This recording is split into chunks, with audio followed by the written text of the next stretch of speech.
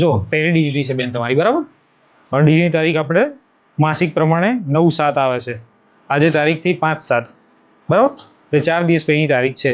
Sonography કરી તો બાળકનું વજન, પાણી, ધબકારા, વિકાસ બધું સારું છે, બરાબર. થોડો સામાન્ય દુખાવો થાય તો નીચેની તપાસ કરી તો અત્યારે ટચની આંગળી જેટલી જગ્યા ખુલી છે. સમજ્યા તમે?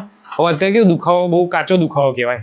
કાચો દુખાવો એટલે કેવું કે તમે એવું કહો સાહેબ કે મને અત્યારે થોડો દુખાવો થાય દાખલ કરી દો, તો કેવું કે 3-4 દિવસે જતા રહે, 12 થી 24 કલાકમાં ડિલિવરીનો દુખાવો ઉપડી જાય. અગર દુખાવો ના બી ઉપડે તો ઘરે બી જવું પડે, સમજ્યા? એટલે કાચા દુખાવામાં કેવું કે અત્યારે દાખલ થવાની સલાહ નહીં આપતો. સમજ્યા તમે? હવે કેવું કે એક આંગળીમાંથી જગ્યા 3 આંગળી થાય તો એનો દુખાવો પાકો કહેવાય. સમજ્યા? 3 આંગળી જગ્યા થાય પછી આપણે તમને ટાઈમ આપીશું કે ડિલિવરી ભાઈ આટલા કલાકમાં થશે. સમજ્યા? અમુક પેશન્ટો ફોર્સ કરતા કે ના સાહેબ કે થોડો તો દુખાવો છે, એક આંગળી જગ્યાએ દાખલ કરી દો. પણ એમાં કેવું એનો મિનિંગ નહીં દાખલ કરવાનો. જ્યાં સુધી કુદરતી દુખાવો ના ઉપડે ત્યાં સુધી કેવું આપણે દાખલ કરીને ખોટી ગરમ દવા કરીએ તો બાળકને તકલીફ થાય અને બેનને ખોટો દુખાવો લેવો પડે. સમજ્યા? એટલે આપણે કુદરતી દુખાવાની રાહ જોઈશું. જ્યાં સુધી કાચા દુખાવાથી પાકો દુખાવો ના ઉપડે. સમજ્યા તમે? અને કેવું પાકો દુખાવો જેવો ને એ 5-5 મિનિટે થાય. સમજ્યા તમે?